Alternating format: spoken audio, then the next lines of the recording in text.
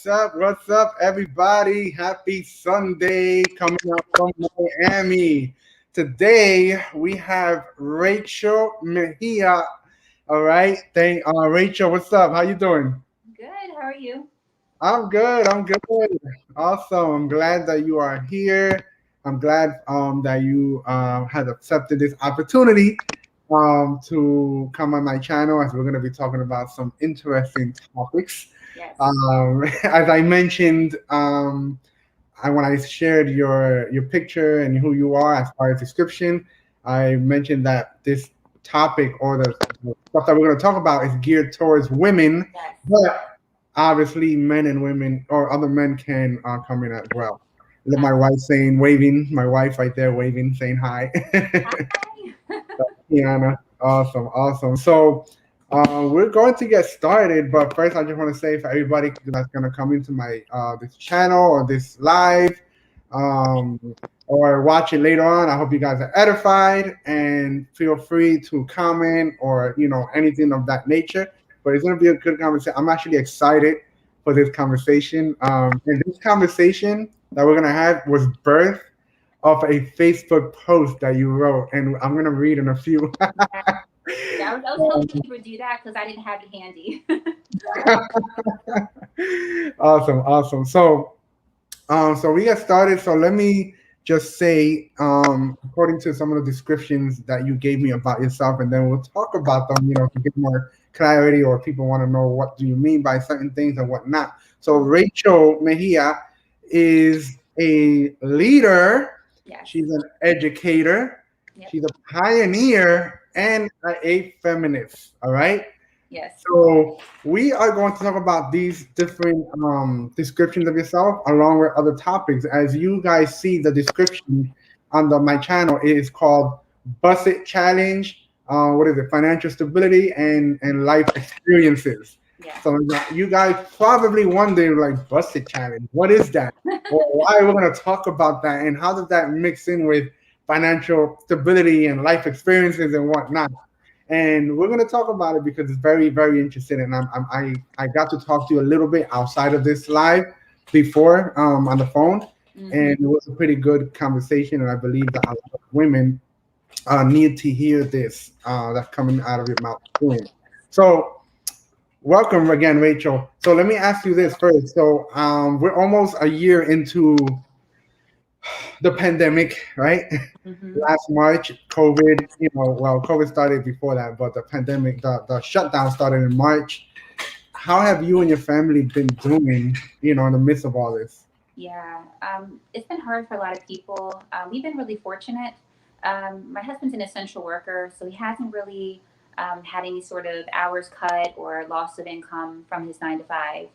And I'm fortunate because my job allows me to telework.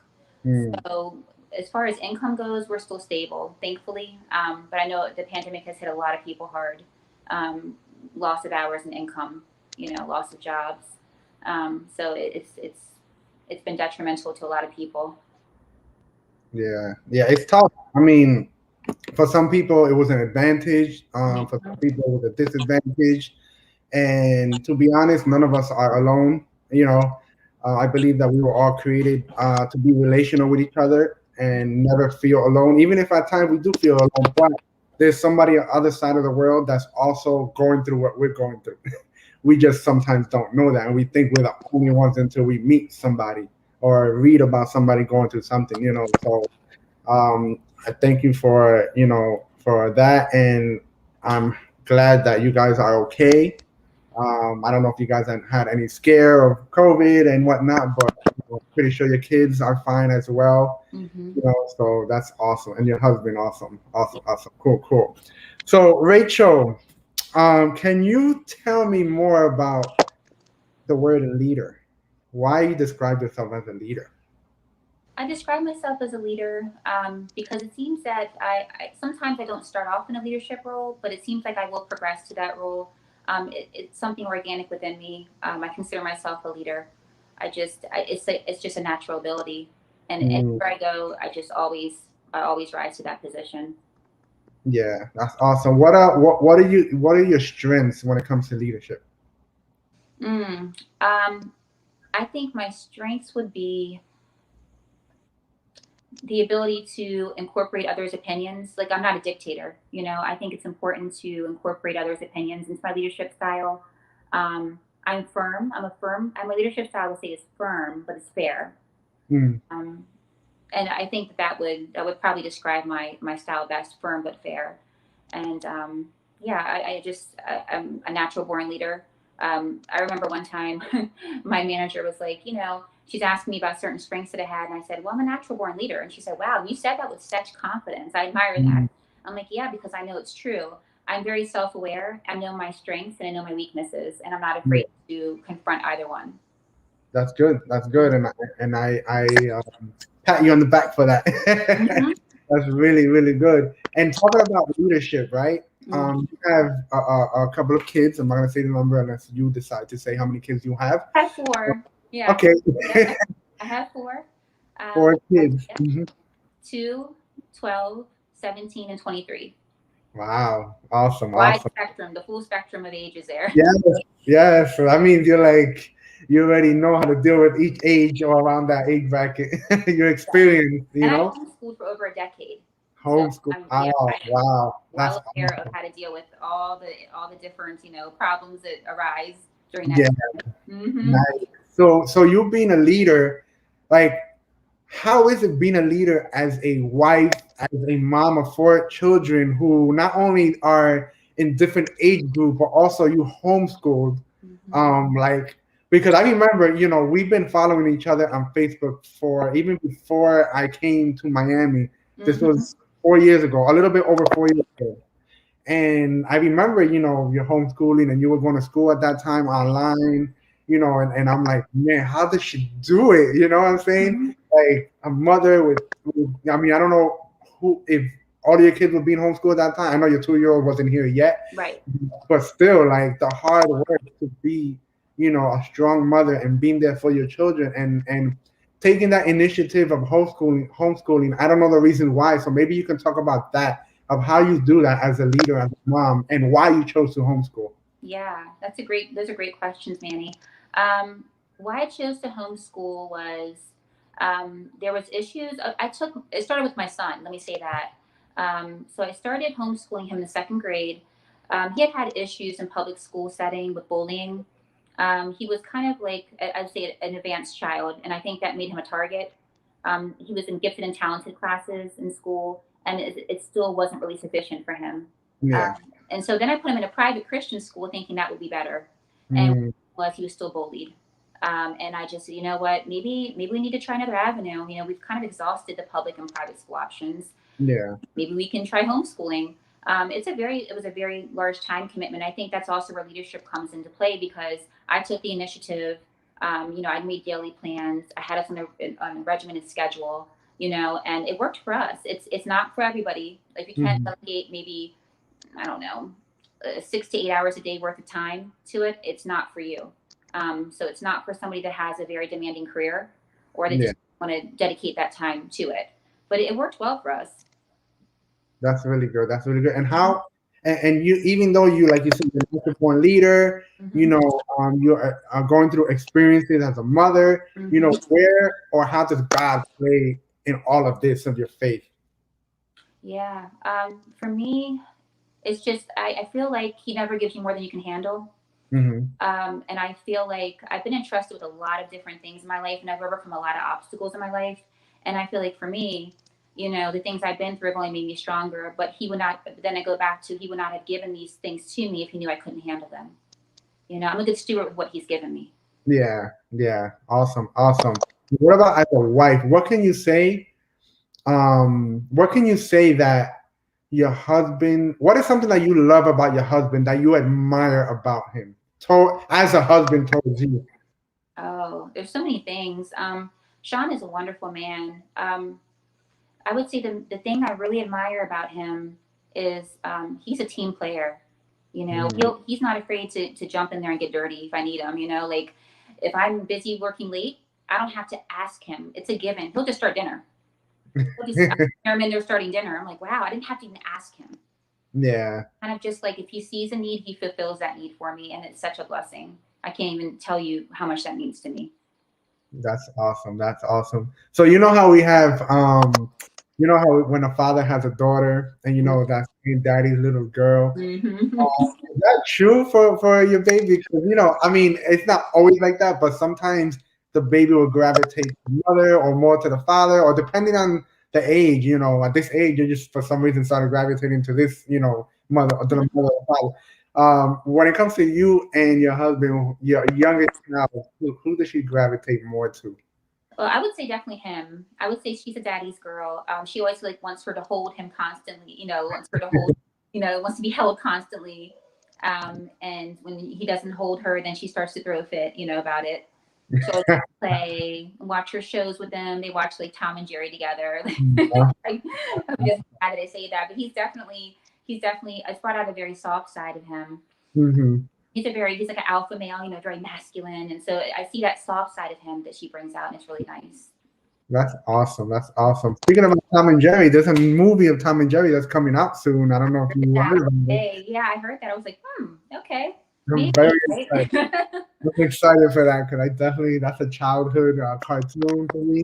Yes, So that is something I'm looking forward to. So you know, I'm glad that you have your family together and growing as a wife, as a mother, as a child of God, and your kids seeing your example as a mother, what it is to be treated, how a woman should be treated from another man, and for your, you know, you have one son, right? Between the I four have, kids, yep, one son and yeah, three. and you know, for him to be treated and to know how he's supposed to behave and whatnot, as an example from you know your husband and whatnot, you know, so that's very needed today, you know, because as we know, we live in such a fatherless generation Mm-hmm. like never before, you Yes, know, especially in the minorities, you yes, know, and you know, and you know that very well. We have to tell you that, but you know that very well. So I'm glad that you know your kids are having both, you know, the parents in the home raising them instead of just one single parent. And shout out to those single parent, yes,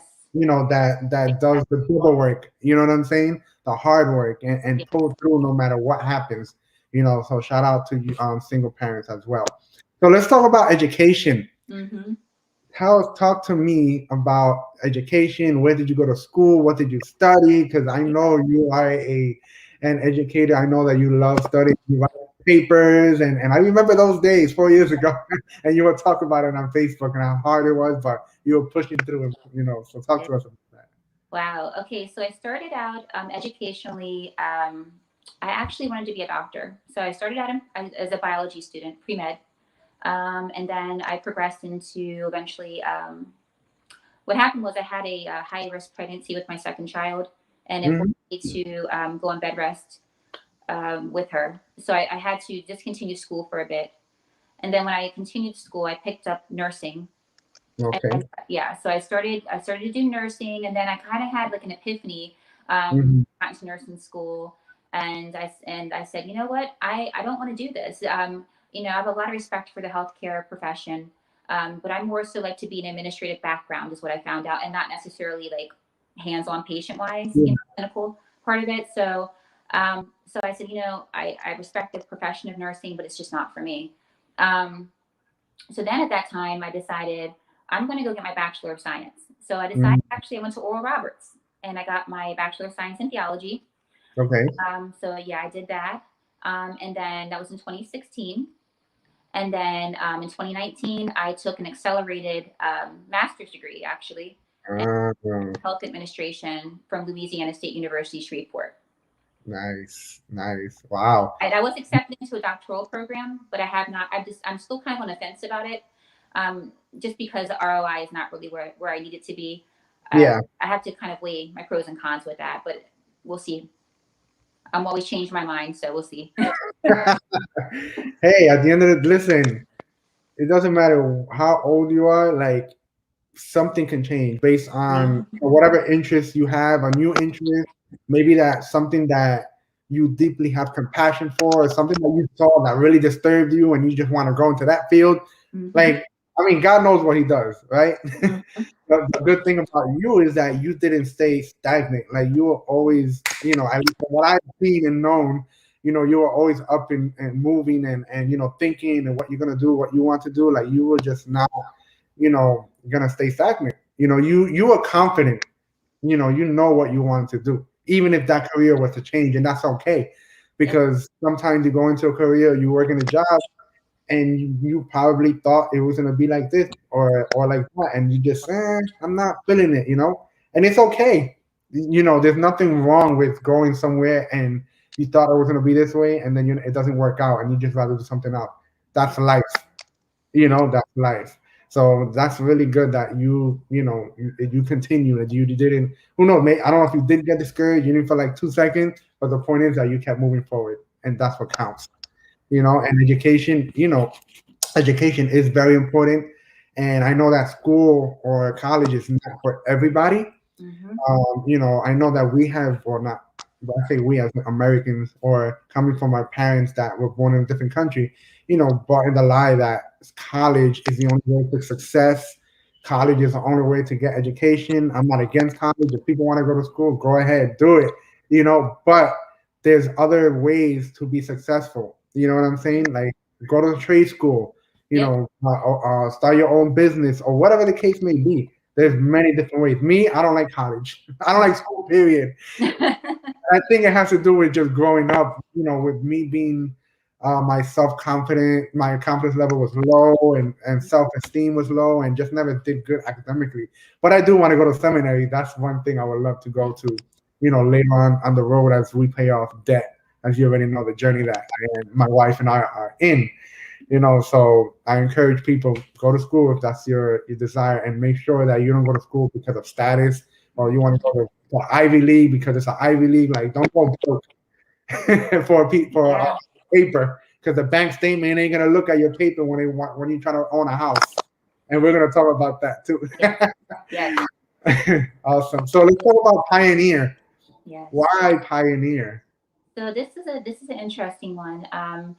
So I kind of, I guess, in a way, I am. I'm the black sheep of the family. Let me just say that. And so I kind of do things my own way, and I do Okay. things against the grain and apart from what the rest of my family does.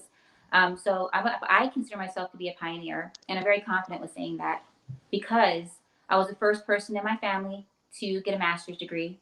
Mm, Out of my mom's kids, I was the first one to buy a house at 27 years old. Okay. And there's a lot of first.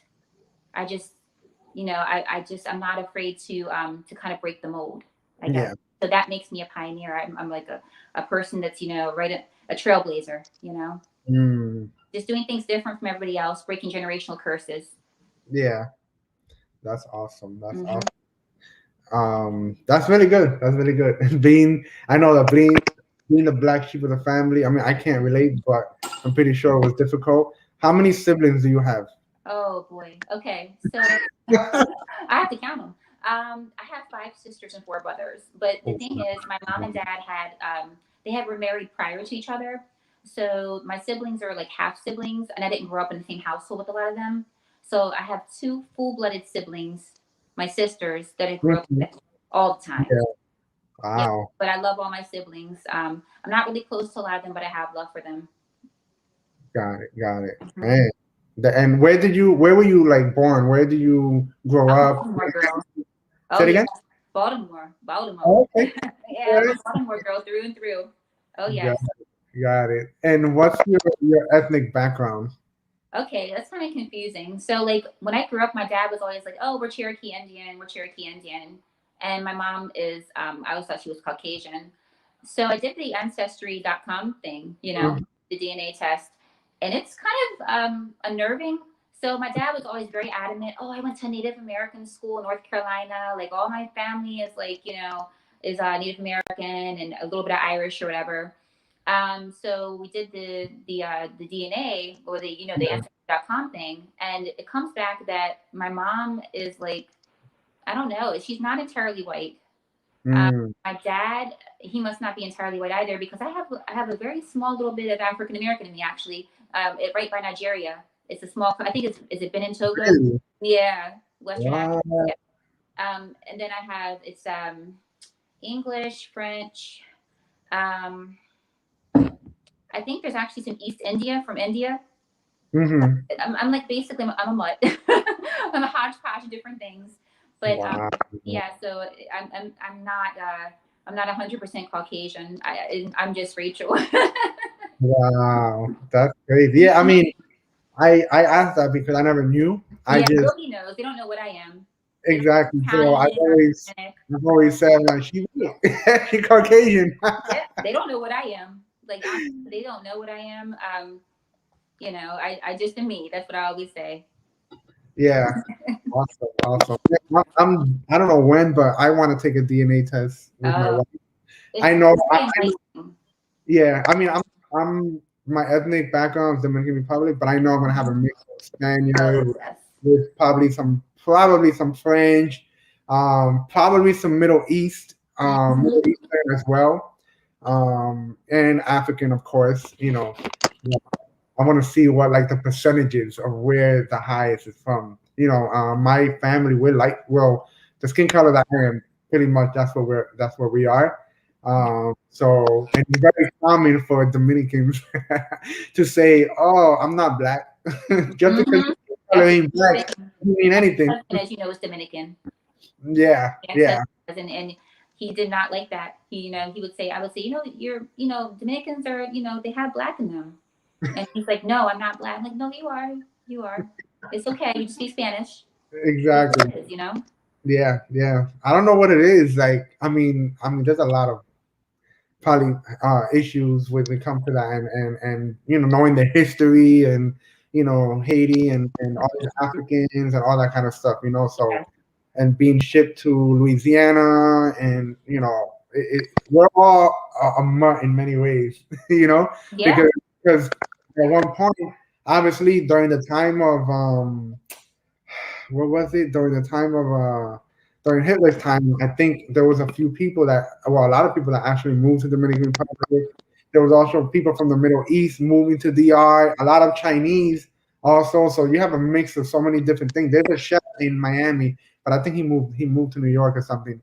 You look at him, and I tell you what ethnic background you think he is. You're gonna probably say full blown Japanese. Like all his features is Japanese, but he was born in Dominican Republic, and he speaks Oh, more wow. Dominican than any Dominican that you know. Because his parents migrated to Dominican Republic back in the day, and he was born there. But he speaks all my, and he cooks. He has his own channel or his own thing, and I'm like, wow, like I would never known if I would just listen to this guy audio. I'm like, oh yeah, he's Dominican and probably look like this, but nah, he looks straight up Japanese. Yeah, it's such a beautiful. It's such a beautiful culture because we went there. My ex-husband and I went there on vacation in 2005, and it was just beautiful. Like you have, so like you said, it's a wide spectrum. You have somebody that has very dark skin that is Dominican that speaks Spanish, and you're like, whoa, okay, cool. And then you have somebody that may look like me that's Dominican. It's just such a beautiful, beautiful spectrum of color. Makes Yeah, me appreciate the variety. exactly, and I love it because we're seeing that more and more today in this world of mixed babies and Yeah, what, and I just think it's just beautiful, and I yeah, wish people can appreciate that more when it comes to that, and because the issue of the whole racism and all that nonsense, but exactly. We're at all the end, one, and that's the thing. We're all yeah, one. yeah, yeah. And sometimes I think when I have my first child, if I have I wonder what kind, because my hair is super soft. Right now it's gelled up, so it seems like it's hard, but my hair is super soft. Like you can run your fingers through my hair and not get tangled. My wife, she has coarse hair, Hmm. and I'm like, man, I wonder how my daughter the hair is gonna be like, or who's gonna be, the complexion of the skin color. It's gonna be a beautiful mix, Dominican, Haitian from the same island, so it's gonna be dope. I'm excited for that. Whenever that happens, if Yeah. the Lord wills, of course, you know, that's awesome. So there's another word that I want to talk to, and I know it raises You say the eyebrows. best last. Yeah, save the best for last. And I know it raises a lot of eyebrows for, especially for Christians, Christian men too, as well, because of the of where that word has gone to today, Yes. and it's the word feminist. All right. So why you describe yourself as a feminist, and I guess explain to us, maybe the different stages and where we're at now versus from the past and where you fit in. Yeah. And this is definitely a hot topic right now in our society. So first of all, let me just say that I do not hate men. I'm married to a man I love and respect him very much. I don't think I'm better than a man. That's not my version of feminism. I'm just looking for equality, and yeah, and I don't believe in anything goes. This whole mantra where feminism has evolved to where anything goes, and you know, Mm. hey, you can't say anything if I twerk. Well, no, I can. I can have my opinions, and I will. You put yourself out there and do something that's a sexually explicit. Well, we'll get to that in a little bit, but if you do something sexually explicit, you're going to be judged, and that's just the way it goes. Yeah. Um, so my version of feminism is in female empowerment. Hmm. I'm looking for equality. If I work in an environment and I have the same education and the same experience as my male counterparts, I want to be paid the same thing. Hmm. I do believe there's a wage gap. I've written papers on it. It exists. It's not some sort of some weird thing that women have devised to gain pity from men. Yeah. It does exist, um, and it needs to be called out and remedied. So Hmm. it's more so my version is empowering women and putting us in positions to win, realizing it's not just about me, Rachel, one person, one woman. It's about our whole gender. What am I doing to help our gender to paint us in the right light? And Yeah. I think that we live in a society where we don't look at our society as a whole. It's very compartmentalized, Hmm. kind of like, oh, well, what I do is my business. Well, yeah, it is to an extent, but understand it reflects either negatively or positively for our gender. So we Yeah. have to be careful and make the right decisions. And so I would say I'm more like the first wave of feminism, kind of like, when women were wanted, the right to vote. I think it was 1928 or something like that. I mean, Yeah. they vote, that sort of thing. I'm looking for equality, and I'm looking to uplift us and to put us in positions to win. So if I can impart any sort of knowledge, to another woman and give them any advice to help them, put them in a position to win, I will do that.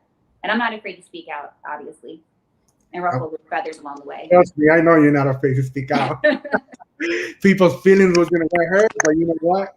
I'd rather have people hear the truth than a lie, and not compromise. Yes. And I love that you mentioned all that because I mean we see, as you mentioned, it's a hot topic, Yeah. feminism, and where it's going is going as left as you could think of, you know, Mm-hmm. and hatred of family between husband and wife, hatred and all the anti-God, in so Mm-hmm. many areas in their lives, and to some degree, I get it because I mean, I can't. Obviously, I'm not a female, so I can't experience what a lot of women go through. But in the past, we've seen the problem with patriarchy and men dominating and all that kind of stuff, and taking control of the women in many different ways. So women want to feel like I have a voice. I want to speak up. I want to do stuff. And you know what? Praise God. I believe you should. Yes. But we go from one extreme to the other extreme Yep. of not wanting to do anything with men. Oh, I don't need a man. And you know what? To a degree, I understand when some people say, "Oh, I don't need a man to survive." It's true Mm-hmm. because you can make a living, you can do stuff without a man in your life. Mm-hmm. You know, but I believe in the institution between man and a woman, a guy, a man and a woman, and Mm-hmm. how God can put two people together and work things, Yes. together for the glory of God. But to Yes. say that, for a woman to say I don't ever need a man, or for a man to say I don't ever need a woman, Mm-hmm. it's bullcrap. Yeah. Yeah. You know what I'm Well, saying? We need each other. exactly. And for me, I would say I don't. Here's the interesting thing. I think and I've been in a toxic relationship before, so and now I'm in a healthy one. But I can say for me, I wouldn't say I need my husband. Mm. Okay? Yeah. I want to be with my husband. You know why? Because I'm better when I'm with him, and he's better when he's with me. Because Hmm. we're a power couple. Yeah. Like apart, we're great. I can hold my own. I can support Hmm. myself financially. He can support himself financially. We're both really high income earners. However, together, it's unmatchable. Like it's a power couple, and I think Hey. that's the thing. So it's like Yeah. together we're a force. Like you can't separate that. Of course. I mean, two is better than one, right? It makes things a lot easier. If I had to, I'd have to work double to be able to make the income that he and I make together. When we could, Mm. you know, For me, marriage is love, of course, but marriage is also business. Let's be real. Love ain't gonna pay these bills. Love ain't gonna For pay these real. bills and build this empire. Let's be real. Yeah, yeah, and it's hard. But let me ask you something, and I know this is a very touchy subject as well, and I know that many churches or maybe some pastors or some Christians believe this, and I think it's just they went too far to the other side as well. They believe that women have no place outside of their home. Mm. What do you have to say about that? Oh, Do you think that women are only to be at home, taking care of the home and cooking and cleaning and taking care of the kids, and that's it? no, I don't. I don't believe that. So going back to the way I grew up. So, and this is, let me just give a quick disclaimer about this. I love my mom. You know, she's done a lot of things right, but she's done some things wrong. And for me, it was kind of like I grew up with basically with seeing all, a lot of women in my family have this like unhealthy, in my opinion, codependence on their spouses. So it's like I remember growing up, my father said to my mother, "I want you barefoot, pregnant, and in the kitchen. You aren't allowed to work. Hmm. You aren't allowed to drive. Wow. When you go in the store, I'm going to time you, and I'll time you and see how long you're in there. And if you're in there too long, I think you're talking to another guy." Hmm. So I grew up in that environment, this unhealthy, toxic, reliance of women on their husbands. And it kind of, it scarred me, honestly. And it made me think, well, this can't be healthy, you know? This can't be the way it's supposed to be. Isn't there more to life than that? If somebody wants to, to not work outside home, I listen, throughout my ex-husband and I, we were married for 20 years. Mm-hmm. Throughout that time, I didn't work all the time. I was always in school working, but I didn't work all the time when I was in school. I didn't. And I was financially dependent on him during that time. And honestly, I can tell you that it's dangerous. Hmm. Women need to have a safety net in place, a contingency plan in place. If things don't work out, you don't want to struggle and you don't want to stay in a toxic relationship if he's cheating on you, if he's beating on you. If it's really unhealthy, you need to get out of there. So for me, I feel like women, this is what I mean about female empowerment. I went to school, I have my master's, I'm working a really high paying job straight out of graduate school. And I feel like for me, that's my protection. That's my safety net as a woman. That's my protection. I Yeah. never will be in that situation again. I never will be. Yeah. Because I'm putting things in place so I will never be in that situation again. It's very dangerous to depend. When you become 100% financially dependent on your husband, there's too much power. The Mm-hmm. skills are not equal. And when Yeah. there's no equilibrium, that's an abuse of power if he wants to. He can cheat on you, you have nowhere to go. Yeah. He That's true. can beat on you, you have nowhere to go. Yep. And That's this your is protection, is your money, ladies. Mark my words. exactly, and this is why I tell a lot of people, especially my students. As you already know, I work with middle school and high school students, and we talk about healthy relationships and avoiding risky behaviors. So we talk about friendship, dating, and love, and all these kind of things. And I tell the ladies, I mean, this goes for the men too, but I tell the ladies, listen, if you are not content as a single, you're not going to be content when you are in a relationship. Yes. You will have happy moments, of course. You're going to have happy moments because you like this person or you love this person or whatever. But that person will fail you in different ways because even if that person does love you, he will fail you or she because they are imperfect. They're Yep. sinners just like you and I. Yep. So I always say like learn to be independent, right? Learn to be content before you enter a relationship or a marriage. Because if you don't, you're setting yourself up for failure, thinking that you're gonna be happy ultimately when you are married. And we were talking about this today at my at the growth group that we have at the church. And also a book that I have and highly recommend for marriage couples. It's called Sacred Love. Let me see. No, Sacred Marriage. It speaks about marriage is not happiness is not the ultimate thing about marriage. It's holiness. Yeah. It's glorify God in your marriage, and you guys are working things out together for His glory. Because of holiness, happiness is gonna come with it. Yep.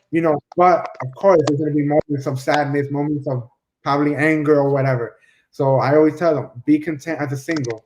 Do not depend on man or another woman because what if that person decides to leave you? What are you gonna do? Chase them down the street? Right. Make somebody be with you that doesn't want to be with you, or they will be very bitter and resentful towards you, and that would Yep, not be a happy marriage. And also, I want to exactly. speak about it talks in the Bible about being equally yoked. It's Hmm. important to be equally yoked, right? And I think spirit is, of course, it's referring to spiritually, but I want to take that a step further and just say it also has to do with what you bring to the table. And, like we talked last week about, certain things. And one of the things you brought up was you thought it was important, to well I think it's important, actually. I'll say that a woman also brings something to the table. You can't, in other words, you can't say I wanted my man to have this, I want him to make six figures, I want him to have strong credit scores, I want him, I want him to own his own home, when you don't have any of that. As a woman, ladies, guess what? If he has all that and you don't, he has power over you.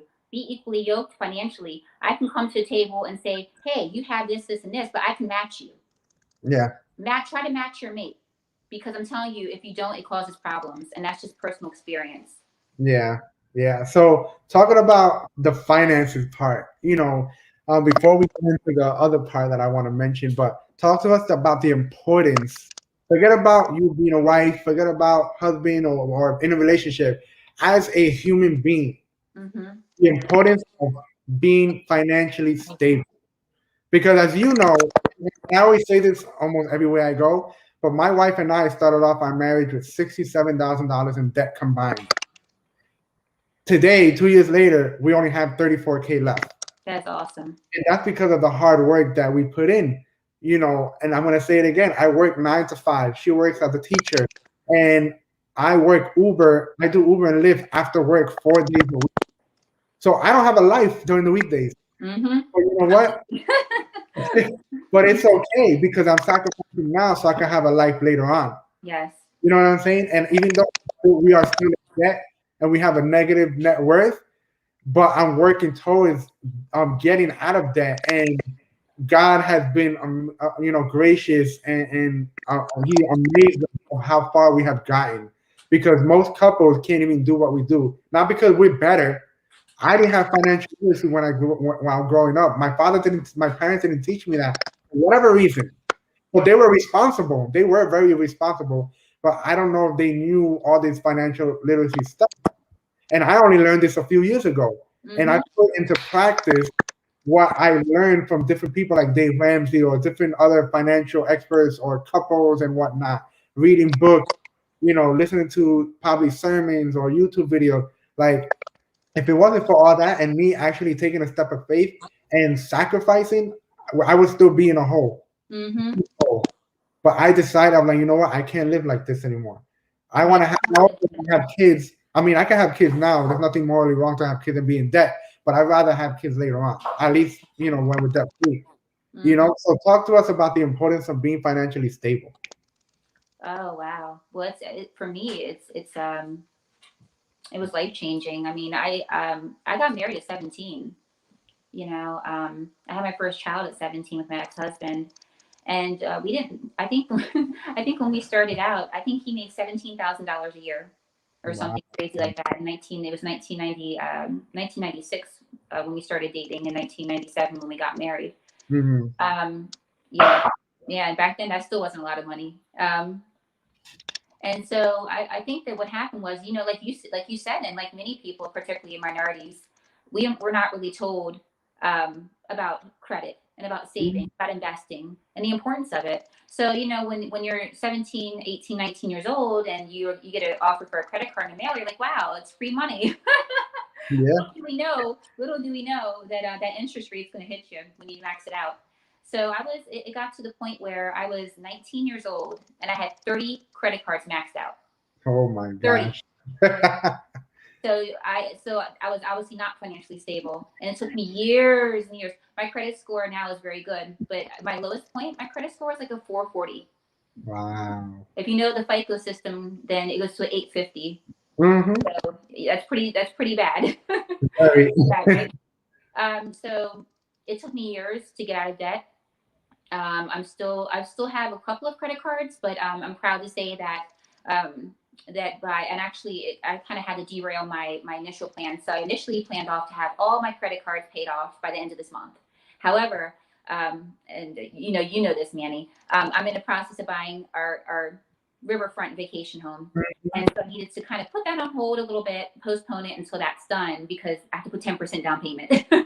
so, Yeah, so I have to, put that on hold. And my new goal is by the end of April, I plan on paying those last two credit cards off. I will be 100% credit card debt free.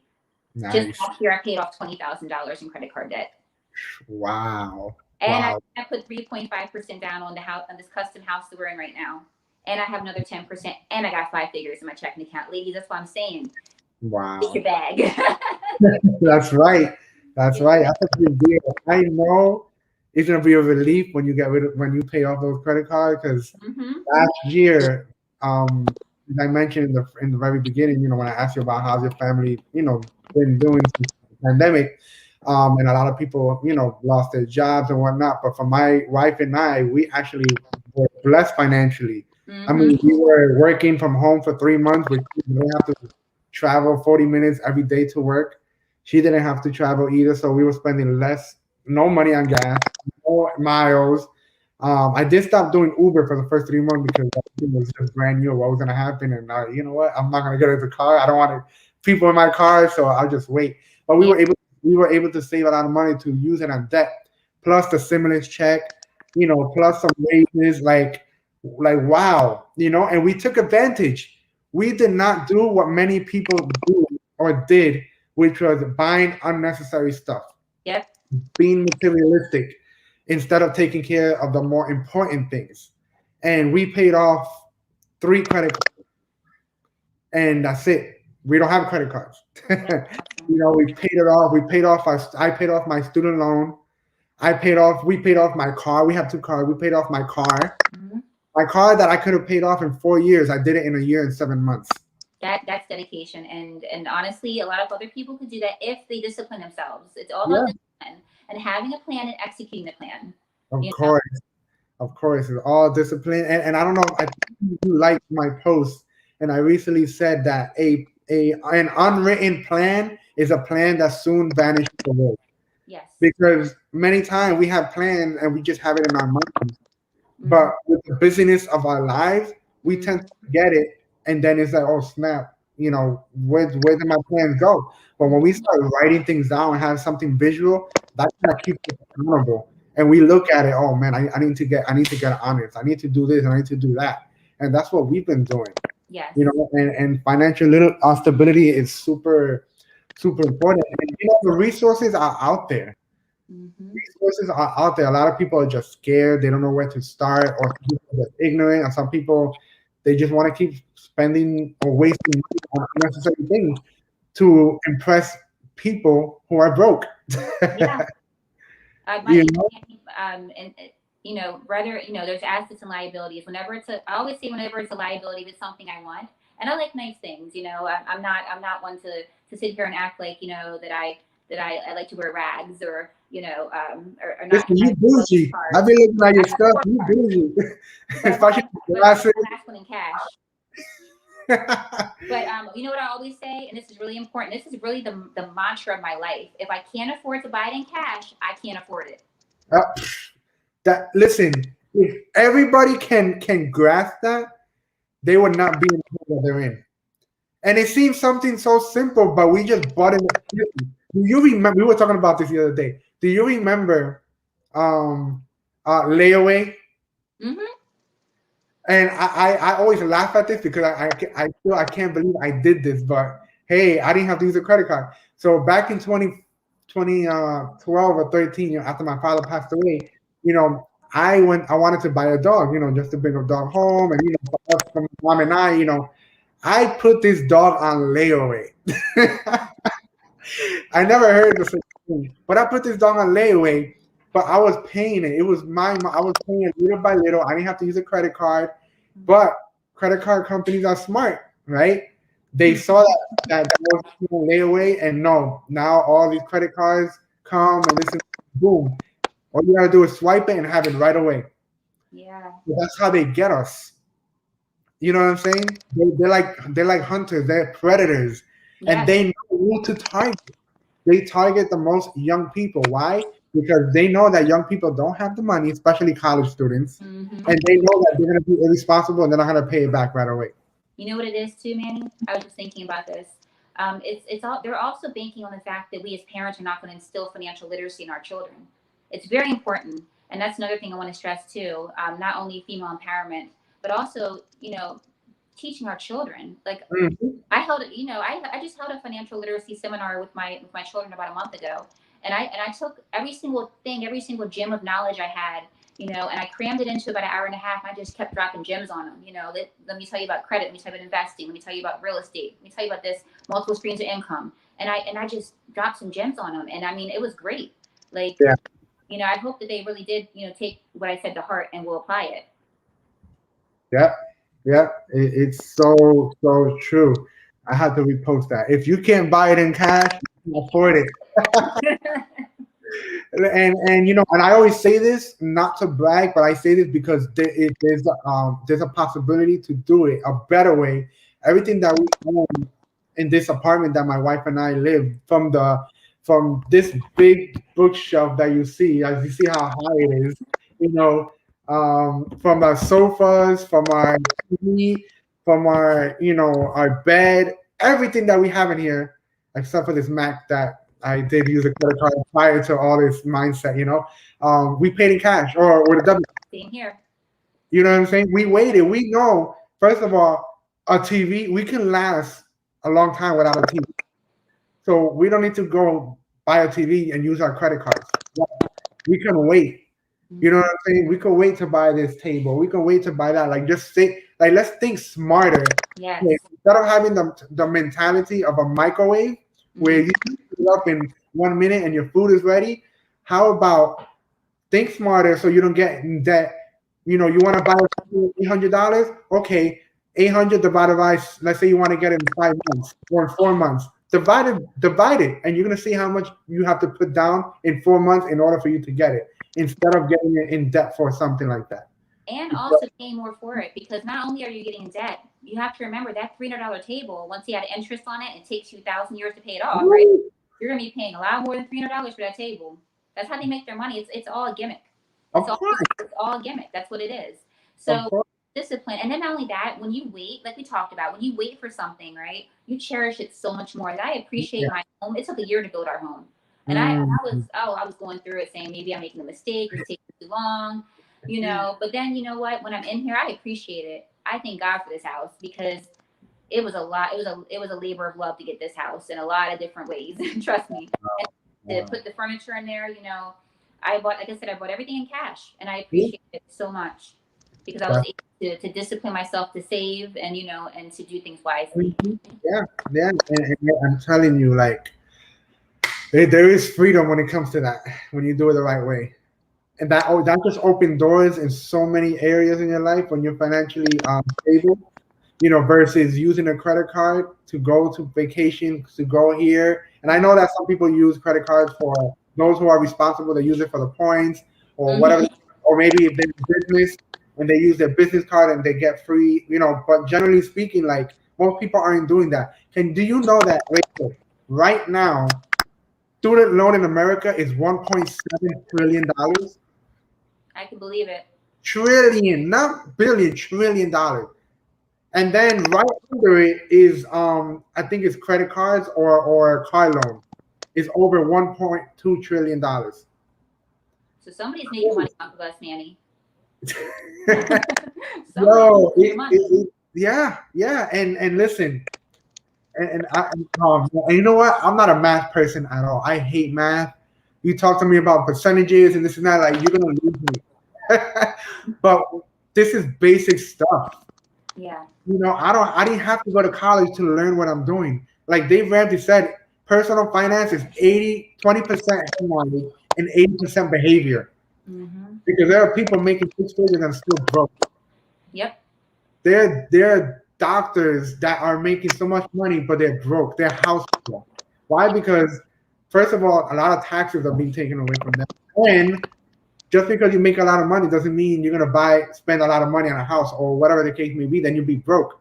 Mm-hmm. I don't know if you know that Dave Ramsey and his team, they did their largest study on millionaires in America.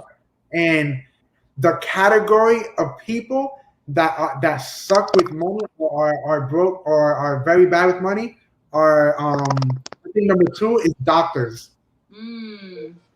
because they think that because they're so smart and intellectual, that transition into being intellectual in finances as well. And Yeah. it's crazy. And number one, the category number one is athletes. Yeah. Well, I think also when you're not used to having money and then you kind of get thrust into a situation where you are around all this money, you don't really know what to do with it. And so Yeah, you spend on frivolous things that really don't matter. They're more liabilities than assets. Invest your money into assets. And then that'll pay for your liability. That'll pay for your doodads, they call it. Like your little things that you want. I want a pair of shoes. You use your dividends to pay for that. That's a smart way of thinking about it.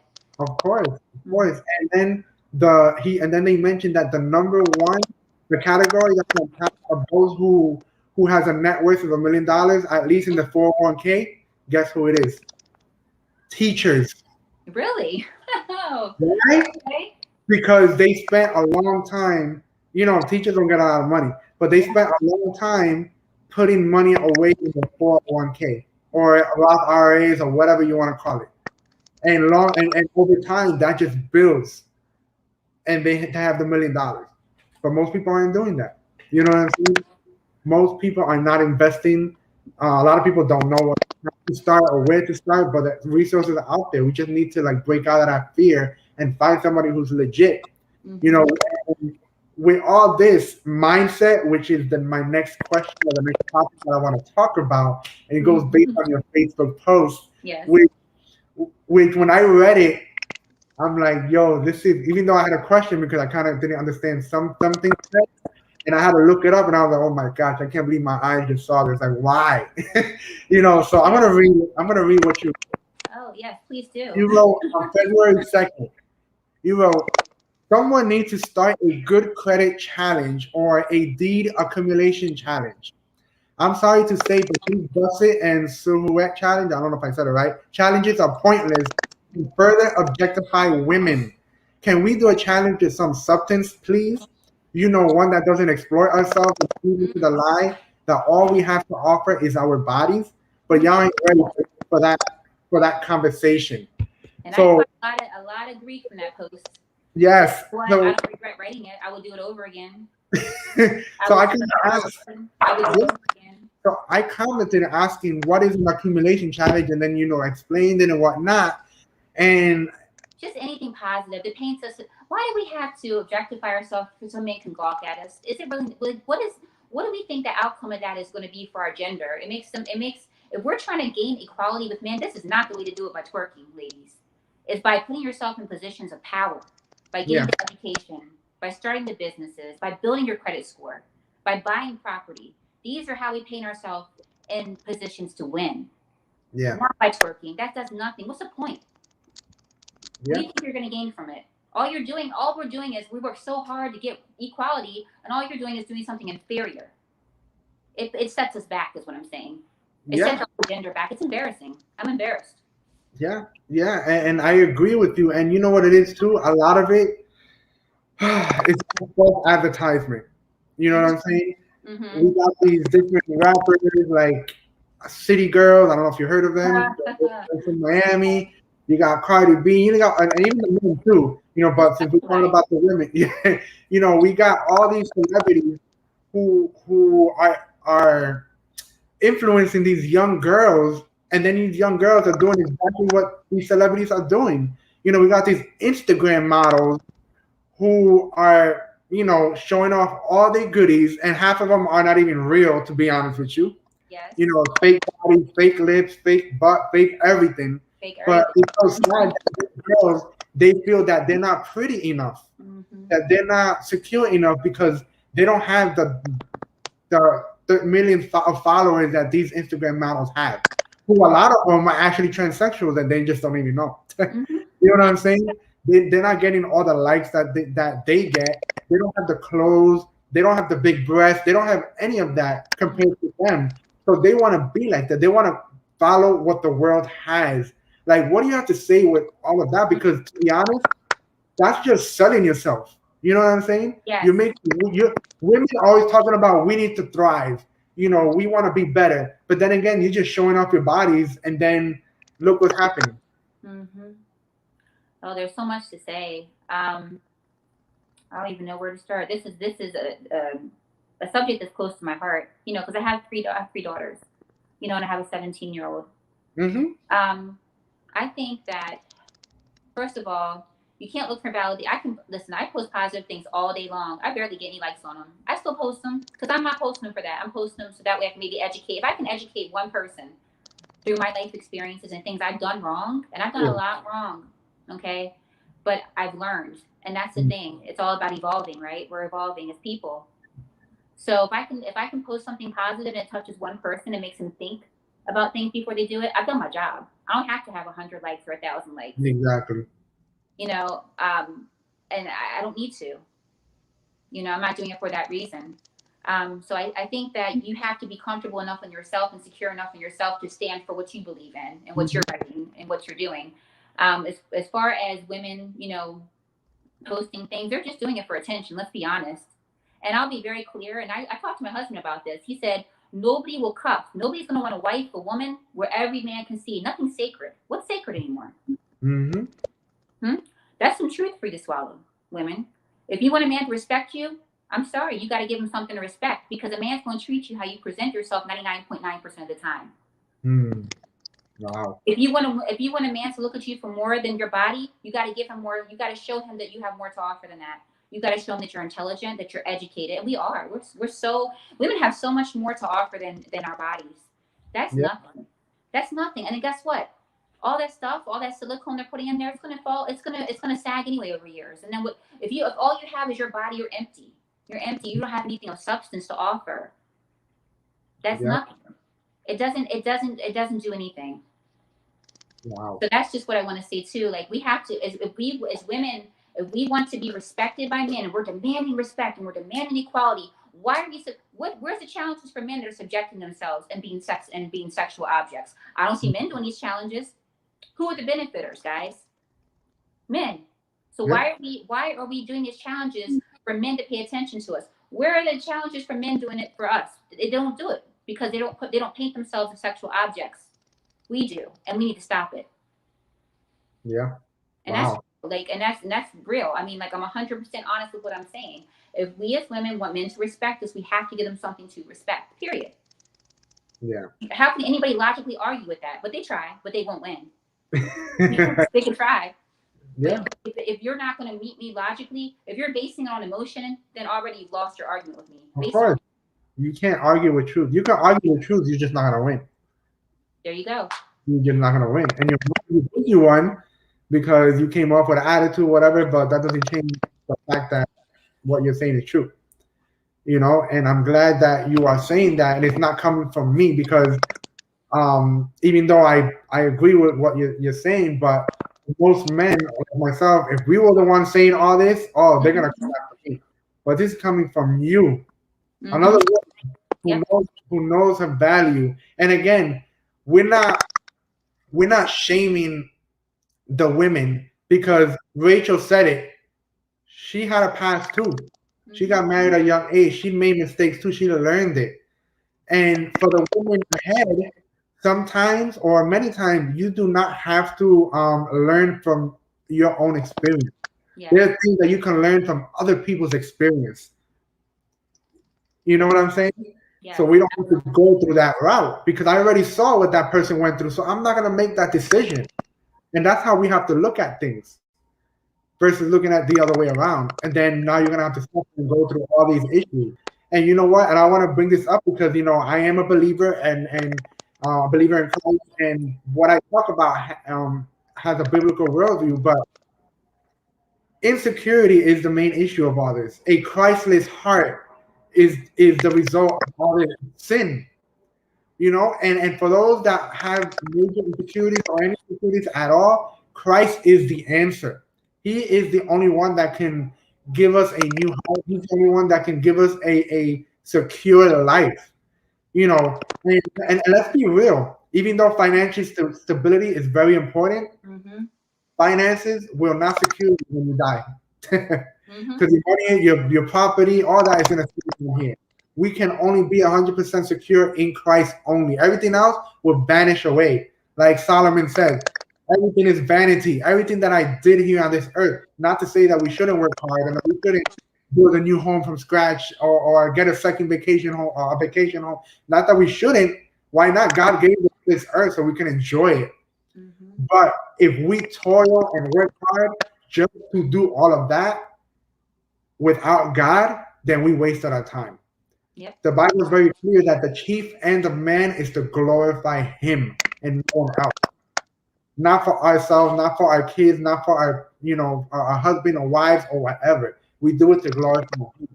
So I really thank you that you mentioned that, Rachel, because a lot of women need to hear that, and a lot of men need to hear this too, because they need to learn how to respect. Even if they disagree, or even if the women are acting like this and like that, you have no right to be speaking down on another woman, because you're making things worse already than what it is. So praise God for you and for that, for your boldness and speaking up and not hiding from it. So with that being said, we're almost wrapping up, but I want to get into some fun bonus questions. Oh, good. Okay. Let me put my notes down because I had notes ready in case I got nervous and forgot anything. This is my first time doing anything like this, but this was a lot of fun. Yes. So the first one: would you rather have the best house in a bad neighborhood or the worst house in a good neighborhood? Worst house in a good neighborhood. You know why? Because it'll sell better. And you can always fix it up. Yeah, that was quick. You didn't have to think about that. You already knew. Oh, I got my degree in business for a reason. I'm not playing. Love it, love it. All right. Would you rather have bad breath or smelly feet? mm.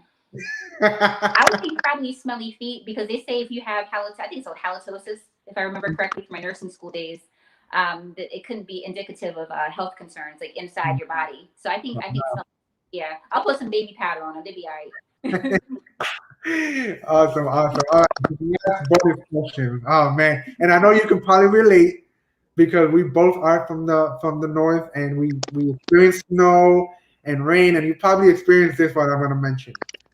Would you rather have wet socks? Would you rather have wet socks or smelly hair? Oh, smelly. What was the last word? Smelly what? Smelly hair. Wet Ooh. socks or smelly hair? Mm. I'm think I'm thinking smelly hair because I'll just wash it. Yeah, wet socks. I mean, I'm thinking that might be a health risk. I don't know. Maybe I overanalyze too. In case anybody hasn't noticed yet, I think about everything very deeply to the Yeah. point where sometimes I overanalyze. Yes. Listen, smelly wet socks is the worst and uncomfortable feeling ever. Yes, it is. Especially on a rainy day or accidentally step into a puddle. And now, and let's say you're at school, you can't even do anything about it. You got to walk around with wet feet, and you hearing that noise, that squeaky noise as you walk. And then when you go home, it's just like, oh, this is just nasty. They're all soggy, and I can't. I've experienced a lot of those growing up, while going to school. But nah, I'll do smelly hair. even though I love to have clean hair and I love to take care of my hair, but nah, I don't want no smelly feet. I mean, I don't want no wet socks in my life. That's awesome. That's awesome. So this pretty much comes to an end of our topic. I mean, I loved it. I was definitely looking forward to this whole week, and I'm like, yes, I can't wait for this topic because it's so good. It was definitely edifying for me, and I hope it's edifying for other men and women as they listen after. They can put that replay or even share it and whatnot. So the last thing I'll ask is, where can people find you if they want to follow you? I don't know. Oh, sure. Wow. So you can follow me on Facebook, Rachael Mejia, and I have an Instagram. I think it might be Brains and Beauty MHA, but I'm not sure because I changed my name recently. Okay. So yeah, I'll have to, I guess, give that to you, and you can put it out to your followers. But I post a lot of like inspirational things, Mhm. some funny things too. I try to post things that are going to be that are going to paint myself and my gender in a good light. I think that's really important um, Yeah. to encourage women. And let me just say one last thing: it's Yeah. really important for women to have a contingency plan in place. Nobody gets married to get divorced. I'm not saying that, but things happen, people change, and it's important to protect yourselves, ladies, and have a contingency plan in place. Protect yourself, have your own. It's your power. That's what I want to say. Awesome. Awesome. And it's funny because I was going to ask you what is the last thing you would like to leave for the women, but I also want to ask you what is one thing you want to say to the men. To the men, do not be intimidated when you have a successful woman. Sometimes some men feel emasculated because they feel like, wow, she doesn't need me. And just let her be great. And it's not a competition. You guys are a Mm. team. Yeah. Awesome. Awesome. I love this. I love this. I gotta replay this. I'll have to watch myself. I love this. Awesome. But Rachel, thank you so much for coming on. We'll continue keeping in contact on Facebook or we texting or whatever the case may be. But thank you so much. You were definitely a benefit and a blessing to my channel and to my viewers as well, and for other viewers that and watch. So thank you so much, Rachel. Thank you, For Manny. Thank you. Thank you, everybody. all right. We will talk soon. Take care. Bye.